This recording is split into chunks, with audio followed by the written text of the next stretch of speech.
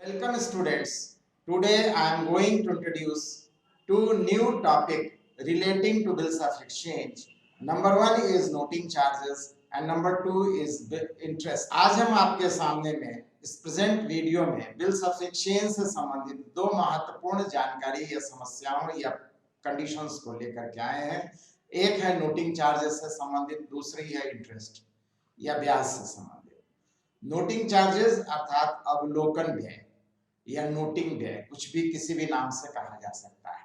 अब तक हम आपको इस बिल्स ऑफ एक्सचेंज चैप्टर में बिल्स लिखने के कंडीशंस के साथ साथ उसके ऑनर तक की सभी कंडीशंस में, सभी केसेस में अकाउंटिंग विद एग्जांपल बता चुके हैं।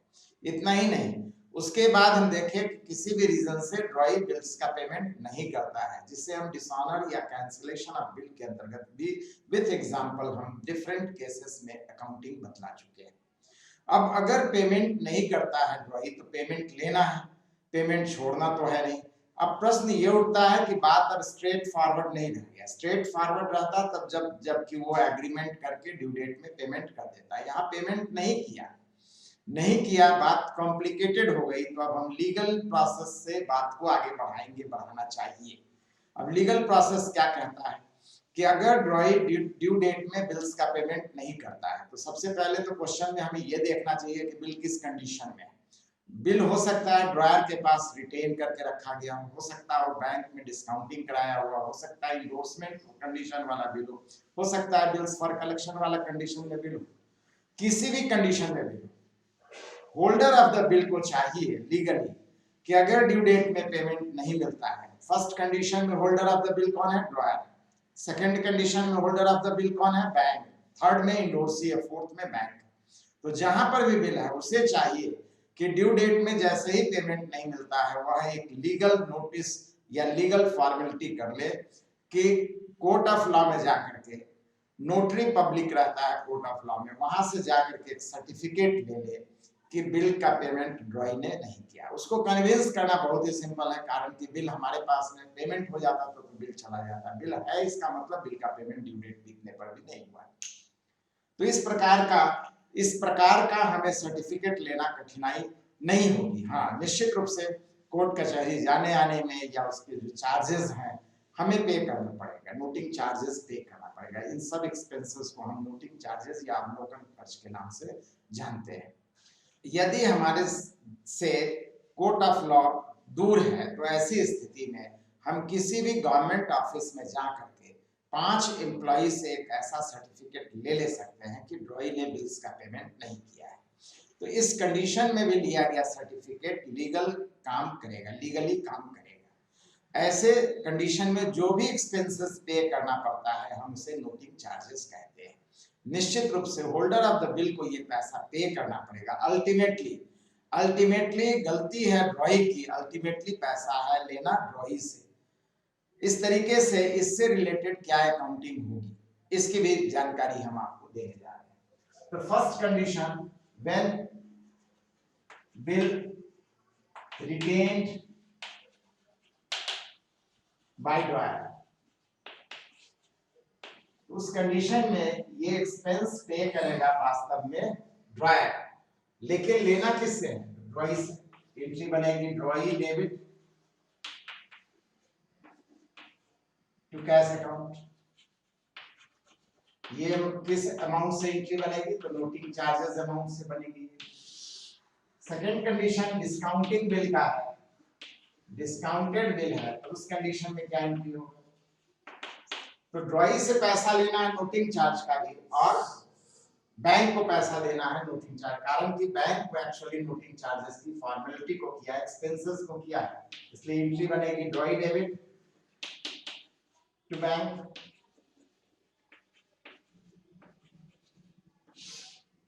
थर्ड कंडीशन में, इंडोर्समेंट वाले कंडीशन में अगर बिल है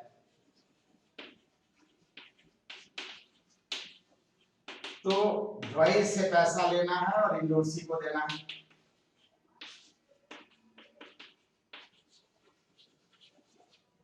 और फोर्थ कंडीशन में बिल्स फॉर कलेक्शन वाले कंडीशन में अगर बिल्स है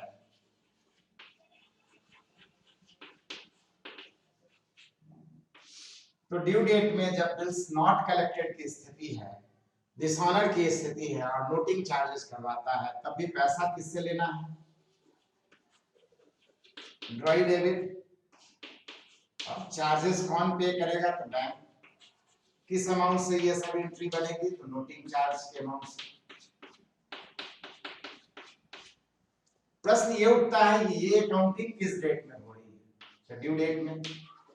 ड्यू डेट में, ड्यू डेट में। और चारों कंडीशन में नोटिंग चार्जेस का पैसा कौन देने के लिए लायबल है, उत्तरदायी है? तो निश्चित रूप से ड्रॉई। तो याद रखिए, डिसऑनर में भी ड्यू डेट में एंट्री होती थी और पैसा किससे लेना होता था? तो ड्रॉई से। तो अगर क्वेश्चन में नोटिंग चार्जेस है डिसऑनर के साथ साथ, तो हमें अलग से एंट्री नहीं करनी चाहिए, हमें कंबाइंड एंट्री करनी चाहिए। तो नोटिंग चार्जेस प्लस डिसऑनर या डिसऑनर प्लस नोटिंग चार्जेस की कंबाइंड एंट्री करनी चाहिए। तो इस कंडीशन में ड्रॉई टू डिसऑनर की जो एंट्री होगी बीआर में बिल का अमाउंट आएगा और यहाँ टोटल ऑफ क्रेडिट आ जाएगा।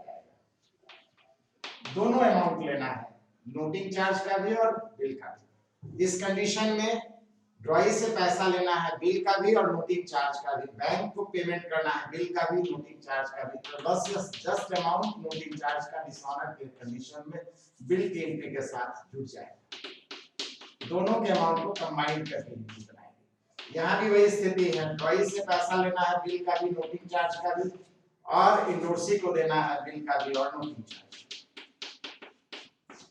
इस कंडीशन में two bills for collection dishonour condition, dishonour के लिए एंट्री होती थी। यहाँ पर बिल अमाउंट आएगा, यहाँ नोटिंग चार्ज आएगा, यहाँ टोटल ऑफ क्रेडिट आएगा। जहां तक ड्रॉई की बात है, ड्रॉई के यहाँ डिसऑनर डेट में नोटिंग चार्ज के लिए जब हम एंट्री बनाएंगे तो एक्चुअली खर्च इसका है नोटिंग चार्ज अकाउंट डेबिट, और पे किसको करना है? तो ड्रॉयर। किस डेट में ऐसी एंट्री होगी? तो ड्यू डेट में। लेकिन नोटिंग चार्ज और डिसऑनर कंबाइंड अगर हम एंट्री करना चाहते हैं तो डिसऑनर प्लस नोटिंग चार्ज में जो एंट्री हो जाएगी वो DP debit, noting charge debit to drawer. Drawer में बिल प्लस नोटिंग चार्ज दोनों का कंबाइंड अमाउंट या डेबिट का टोटल अमाउंट आ जाएगा। यहाँ बिल का अमाउंट आएगा और यहाँ नोटिंग चार्ज। इस तरीके से डिफरेंट केसेस में, यहाँ तो ड्रॉई क्या है, कंडीशन 1 हो, 2 हो, 3 हो, 4 हो, इन ऑल केसेस इसके यहाँ की एंट्री में तो कोई फर्क नहीं पड़ेगा। ड्रॉयर के यहाँ की एंट्रीज को याद रखना, जैसा केस रहेगा वैस तरह से हम अकाउंटिंग करेंगे। नोटिंग चार्जेस कंडीशन को हम बिल्कुल क्लियर करने जा रहे हैं विद एन एग्जांपल। एक उदाहरण के साथ इसको बिल्कुल क्लियर करने जा रहे हैं। एग्जांपल या क्वेश्चन है हमारा, on due date a bill for ₹500 not met and noted with ₹50, pass necessary journal entries in the books of dryer and ड्रॉई to record dishonor and noting charges for condition number 1 when bill retained by dryer, condition number 2 when bill discounted, and condition number 3 when bill endorsed, और last condition bills for collection। इन चारों condition में dryer और ड्रॉई क्या क्या accounting होगी, specially dishonour and noting charges के लिए, बस ये आपको बनाना है। तो सबसे पहले कंडीशन 1 की बात करते हैं। हम आपको बतलाए जब डिसऑनर हो जाता है इस कंडीशन में तो एंट्री बनती है ड्रॉई डेबिट। नाम नहीं दिया है तो ड्रॉई टर्म यूज करेंगे, नाम रहेगा तो प्रायोरिटी में नाम लिखेंगे। Drawee to BR. जब सिर्फ डिसऑनर की एंट्री बनाते थे तो ये एंट्री बनाते थे। नोटिंग चार्जेस की अगर स्पेशली अलग से एंट्री बनाएंगे तो ड्रॉई टू कैश या कैश टर्म लिखेंगे ₹50 से, जस्ट नोटिंग चार्जेस से। और जब दोनों सेम डेट में हो रहा है तो कंबाइंड एंट्री करने के लिए बताया तो drawee to BR to cash account हो जाएगा। यहाँ बीआर अमाउंट है 500, नोटिंग चार्जेस अमाउंट है 50, टोटल अमाउंट हो जाएगा 550। नरेशन हो जाएगा bill dishonoured and noted, dishonoured and noted.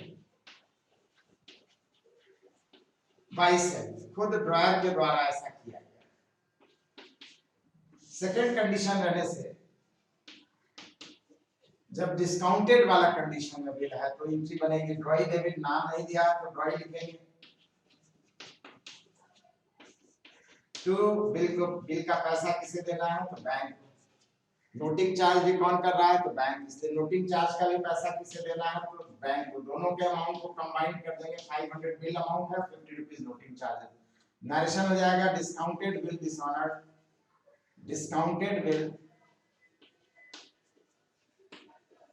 dishonored and noted,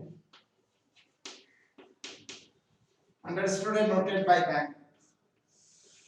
condition 3 में एंट्री बनेगी ड्रॉई डेबिट, इंडोर्समेंट वाला कंडीशन है, to endorsing.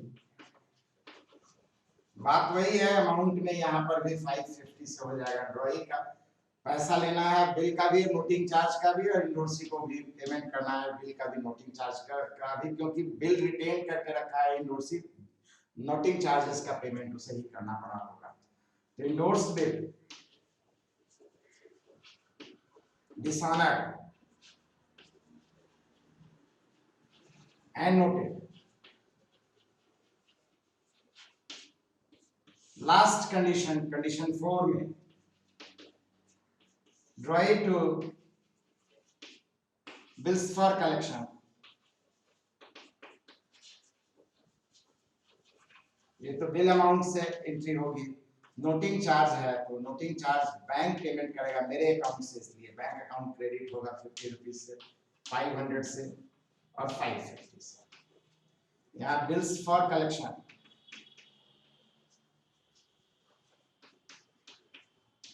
dishonored and noted and noted, इस तरह से हम नरेशन लिखेंगे। ये तो बात हो गई हमारी ड्रॉयर के यहाँ क्या अकाउंटिंग होगी। अब ड्रॉई के यहाँ क्या अकाउंटिंग होगी तो in the books of ड्रॉई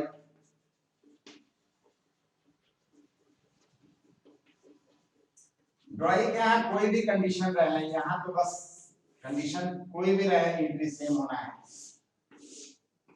dishonour plus noting charges दोनों केसेस में एंट्री होनी है। तो आज डिसऑनर होने से भी पैसा किसको देना है तो ड्रॉयर को, नोटिंग चार्ज का भी पैसा किसे देना है तो ड्रॉयर को। नोटिंग चार्ज वास्तव में इसके लिए एक्सपेंस है, इसलिए डेबिट करेंगे, और बिल को कैंसिल करेंगे तो BP account debit, noting charge account debit, और दोनों ही पैसा किसे देना है तो ड्रॉयर का नाम नहीं है, इसलिए ड्रॉयर टर्म लिखेंगे। किस डेट को एंट्री होगी ये तो ड्यू डेट में, दोनों की कंबाइंड एंट्री होगी। ये सभी एंट्री किस डेट में होगी तो ड्यू डेट में होगी, सभी एंट्री ड्यू डेट। नरेशन हो जाएगा bill not met and noting charges due, इसे देना है। 500 से बिल अमाउंट है, 50 रुपीज से नोटिंग चार्जेस, 550 से। इस तरह से बिल्स जब डिसऑनर हो जाता है, नोटिंग चार्जेस होता है, तो दोनों कंडीशन में कंबाइंड एंट्री के रूप में ड्रॉयर और ड्रॉई क्या अकाउंटिंग होगी, विथ एग्जांपल हम आपके सामने में बिल्कुल क्लियर किया। Next part of this video is interest. As we know, if ड्रॉई not paid the amount of bill on due date or when dishonor of bill, जब बिल का डिसऑनर हो जाता है या ड्रॉई बिल्स का पेमेंट ड्यू डेट में नहीं करता है, तो निश्चित रूप से हो सकता है उसका अपना कुछ पर्सनल रीजन होगा, वो रिक्वेस्ट करे कि present I am unable to pay the amount of bill, further हमें कुछ रिलीफ चाहिए, पीरियड चाहिए, टाइम चाहिए। अगर इस तरह की बात आती है तो अब प्रश्न यहाँ पर ये उठता है कि ड्रॉयर इसके लिए इनिशिएटिव लेगा कि ड्रॉई। निश्चित रूप से मार्केट में अगर बिजनेस में अपना पोजीशन मेंटेन रखना है, अच्छा बना करके रखना है ड्रॉई को, तो ड्रॉई को चाहिए कि वो डिफॉल्टर हो रहा है, उसे आकर के रिक्वेस्ट कर देना चाहिए कि हम ड्रॉई बिल का पेमेंट नहीं कर रहे हैं। अगर वो ऐसा नहीं करता है, ड्रॉयर अपने साइड से उस पर डिमांड करना स्टार्ट कर देता है, तो मार्केट में ड्रॉई का निश्चित रूप से इमेज जो है वो खराब हो जाएगा, और इन फ्यूचर इसका इंप्रेशन जो है मार्केट में फैल जाएगी, बातें फैल जाएंगी और इसका इंप्रेशन उसके बिजनेस पर बहुत बुरा पड़ने वाला है। इसीलिए ड्रॉई को चाहिए कि ड्यू डेट पर पेमेंट करने के पोजीशन में नहीं है तो वो ड्रॉयर से आकर के रिक्वेस्ट करे, फर्दर पीरियड के लिए रिक्वेस्ट करे कि कब वो पेमेंट करेगा, कैसे पेमेंट करेगा। निश्चित रूप से ड्रॉयर अगर इसी तरीके से सबको रिलीफ देता चला जाएगा तो बिजनेस में तो उसकी स्थिति खराब हो जाएगी। वो हो सकता है उसके रिक्वेस्ट को माने, लेकिन अपना एक कंडीशन लगाएगा कि आपको फर्दर पीरियड के लिए हम तभी रिलीफ देंगे जब आपको हमें प्रिंसिपल अमाउंट से, ड्यूज अमाउंट से कुछ ज्यादा पेमेंट करना पड़ेगा, and the amount after dues और above dues is known as interest. Dues से ऊपर का जो दाम है वही हमारा ब्याज कहलाता है। तो अब प्रश्न यहाँ पर ये उठता है कि ब्याज की अकाउंटिंग का डेट क्या होगा। तो निश्चित रूप से डिसऑनर नोटिंग चार्जेस तक के कंडीशंस के बाद ड्रॉयर ड्रॉई के बीच में आपस में एग्रीमेंट होता है और इंटरेस्ट के लिए बात क्लियर हो जाती है। तो इंटरेस्ट में दो बातें इंपॉर्टेंट है, एक तो calculation of amount of interest, क्या अमाउंट ऑफ इंटरेस्ट होगा। कभी कभी क्वेश्चन में डायरेक्ट अमाउंट देता है तब तो कोई प्रॉब्लम ही नहीं, लेकिन जब रेट ऑफ इंटरेस्ट देता है तो इंटरेस्ट को कैलकुलेट करना पड़ता है। तो calculation of amount of interest कैसे होगा और फिर उसकी अकाउंटिंग क्या होगी। उससे भी पहले एक और इम्पॉर्टेंट पॉइंट आपको जानकारी होना चाहिए कि ड्रॉयर ड्रॉई से कह सकता है कि इंटरेस्ट छोटा मोटा अमाउंट है वो आप कैश पेमेंट कर दीजिए, ड्यूज के लिए हम फर्दर पीरियड एक्सटेंड कर देते हैं। लेकिन ऐसा भी हो सकता है ड्रॉई कहे कि अभी हमारे पास कोई अमाउंट नहीं है, हम सभी अमाउंट आगे पेमेंट करेंगे। तो हो सकता है यहाँ पर दो बातें इंटरेस्ट के लिए आ गई, interest received in cash on due date और आफ्टर, जस्ट आफ्टर, और दूसरा कंडीशन है कि interest not received in cash. दो तरीके की बातें। अगर क्वेश्चन में क्लियरली मेंशन है कि इंटरेस्ट का पेमेंट कैश हो गया है, निश्चित रूप से हम उसके लिए कैश रिसीव्ड के लिए रूप में इंटरेस्ट की अकाउंटिंग बनाएंगे। अगर कैश रिसीव्ड के लिए कोई इंफॉर्मेशन नहीं है तो हम हमेशा मानेंगे कि विद द ड्यूज अमाउंट और इन फ्यूचर बिल के अमाउंट के साथ इंटरेस्ट का पेमेंट होगा। एट प्रेजेंट इंटरेस्ट का पेमेंट नहीं हो रहा है। तो इन दोनों कंडीशन में इंटरेस्ट के लिए हम क्या अकाउंटिंग करेंगे। तो इंटरेस्ट के लिए दो बातें हैं, एक कैलकुलेशन ऑफ इंटरेस्ट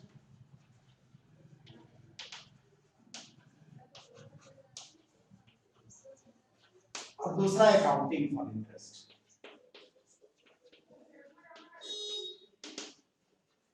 अकाउंटिंग में दो बातें निकल करके आई, इफ इंटरेस्ट अमाउंट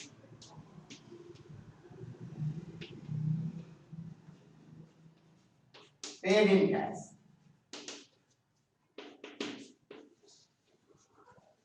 तो ड्रॉयर क्या क्या अकाउंटिंग होगी इस कंडीशन में और ड्रॉई क्या क्या है।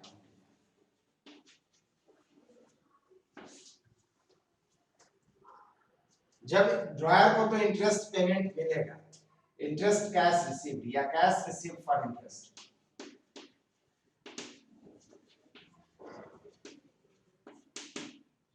कैश अकाउंट डेबिट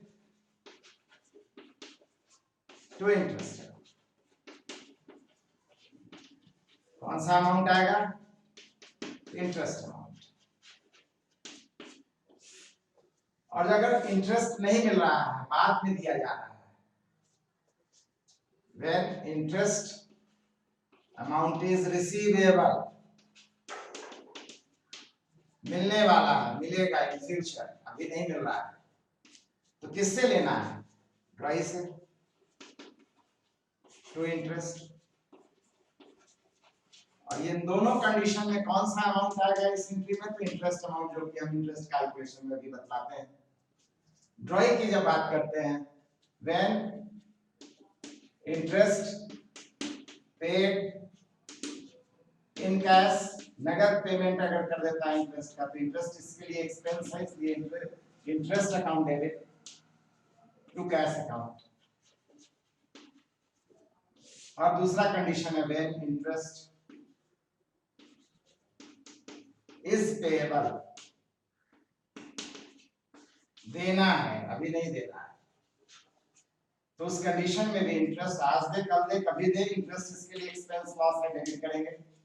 और किसे देना है, ड्रॉयर। कौन सा अमाउंट आएगा, इंटरेस्ट अमाउंट आएगा इन ऑल केसेस, दोनों इंटरेस्ट के कंडीशन में एंट्री, इसलिए इंटरेस्ट अमाउंट आएगा। कैलकुलेशन की जब बात करते हैं तो ये कैलकुलेशन कोई प्रॉब्लम नहीं है। इंटरेस्ट का कैलकुलेशन आप लोग बचपन से पढ़े हैं। Interest equal to P R T by 100। यहाँ पर P फॉर प्रिंसिपल अमाउंट और ड्यूज अमाउंट, बकाया जो पैसा है। R for rate of interest and T for period of bill या period of relief, further relief, और कितने दिनों के लिए छूट दिया जा रहा, मौका दिया जा रहा है, उस पीरियड को हम यहाँ पर कैलकुलेशन में इंटरेस्ट। एग्जांपल से इस बात को क्लियर करते हैं। On due date bill dishonoured for ₹1000, 1000 रुपए का बिल डिसऑनर्ड हो गया है and interest charge at the rate 10% pass journal entries for interest। Interest के लिए जर्नल फॉर इंटरेस्ट, इंटरेस्ट से रिलेटेड क्या जर्नल एंट्री होगी ये बनाने के लिए आपसे बोला गया है। जबकि interest received in cash and जब इंटरेस्ट बाद में मिलने की बात है तो सबसे पहले कैलकुलेशन ऑफ इंटरेस्ट करेंगे, क्योंकि अकाउंटिंग से पहले हमें अमाउंट चाहिए, इंटरेस्ट का अमाउंट चाहिए। यहाँ पर ड्यूज अमाउंट कितना है? जस्ट 1000। रेट ऑफ इंटरेस्ट 10% दिया हुआ है, 10% जस्ट दिया हुआ है तो 10/100 होगा। 10% पर एनम या एनुअल रहता तो 10/100 इनटू पीरियड बाय 12। तो यहाँ पर तो पर एनम या रेट में नहीं दिया गया, सिंपली 10% है तो इनटू 10/100। इस तरीके से हम कैलकुलेट करेंगे तो इंटरेस्ट हमारा 100 रुपीस आया। अब इंटरेस्ट रिसीव्ड इन कैश है तो यहाँ पर अमाउंट जो है आ जाएगा इंटरेस्ट का 100 रुपीस से। अगर नहीं मिलने की बात है, बाद में मिलने की बात है, तब भी इंटरेस्ट का अमाउंट 100 रुपीस से ये एंट्री बनेगी, ड्रॉई टू इंटरेस्ट। और जब ड्रॉई की बात करते हैं तो ड्रॉई इंटरेस्ट कैश पे कर रहा है तो इंटरेस्ट टू कैश 100 रुपीस से, और इंटरेस्ट अगर फ्यूचर पेमेंट करता है तब भी इंटरेस्ट टू ड्रॉई। नरेशन में यही बात आ जाएगी, इन केस कैश पेमेंट करता है तो इंटरेस्ट पेड इन कैश। ये कंडीशन तो आपको लिखना नहीं है। व्हेन इंटरेस्ट इज पेबल, तो कंडीशन में यहाँ नरेशन में लिखेंगे इंटरेस्ट इज पेबल। यहाँ पर उसी तरीके से interest received in cash, interest receivable in future या रिसीवेबल जस्ट लिख देंगे तो इतने से भी हमारा काम चल जाएगा। इस तरीके से चारों के दोनों से रिलेटेड प्रॉब्लम की जानकारी विथ एग्जांपल हम आपके सामने में इस वीडियो में क्लियर किए। फिर भी अगर आपकी कोई समस्या रह जाती है तो आप अपनी बात को कमेंट सेक्शन में डाल सकते हैं और अपनी जो भी समस्याएं हैं उसको आप क्लियर करवा सकते हैं। हमें उम्मीद है आप हमारे वीडियो को रेगुलर देख रहे हैं। रेगुलर देखना बहुत जरूरी है, खासकर इस चैप्टर में, क्योंकि चैप्टर का एक एक पॉइंट स्टेप वाइज है और बार बार वही एंट्री लिखने के कारण याद अपने आप हो जाना है। बार बार अगर प्रैक्टिस करते हैं, क्वेश्चंस बनाते हैं तो ये चैप्टर बिल्कुल ही आसान हो जाएगा। तो इस तरीके से अगर आप तैयारी करते रहते हैं तो कोई प्रॉब्लम नहीं आना है। नेक्स्ट वीडियो जो होगा हमारा निश्चित रूप से बिल्स ऑफ एक्सचेंज में अगली जो समस्या है वह है रेन्युअल ऑफ बिल, बिल का नवीनीकरण। क्योंकि बिल का पेमेंट नहीं हुआ है, जब तक कि पेमेंट हम लेते हैं तब तक के कंडीशंस की अकाउंटिंग हम आपको बतलाते जाएंगे। तब जाकर के अंत में जब पेमेंट हो जाएगा, चाहे जिस रूप में भी, ड्रॉई संतुष्ट हो जाएगा तो हमारा अकाउंटिंग कंप्लीट हो जाएगा, फाइनल हो जाएगा। तो फिलहाल आप हमारे वीडियो को रेगुलर देखते रहिए, कमेंट कीजिए, अगर कोई समस्या आती है तो अपनी बात को रखिए। हम निश्चित रूप से आपकी बातों को अगर संभव होगा तो कमेंट का आंसर के रूप में दे देंगे। अदरवाइज अगर बड़ा सा प्रॉब्लम होगा तो निश्चित रूप से अलग से वीडियो बना करके उस टॉपिक पर प्रेजेंट करेंगे। उस प्रॉब्लम से रिलेटेड प्रैक्टिकल क्वेश्चन को हम अलग से प्रेजेंट करेंगे। आप हमारे वीडियो को लाइक कीजिए, मैक्सिमम शेयर कीजिए। जो अब तक सब्सक्राइब नहीं किए हैं आवश्यक रूप से सब्सक्राइब कीजिए। Thank you.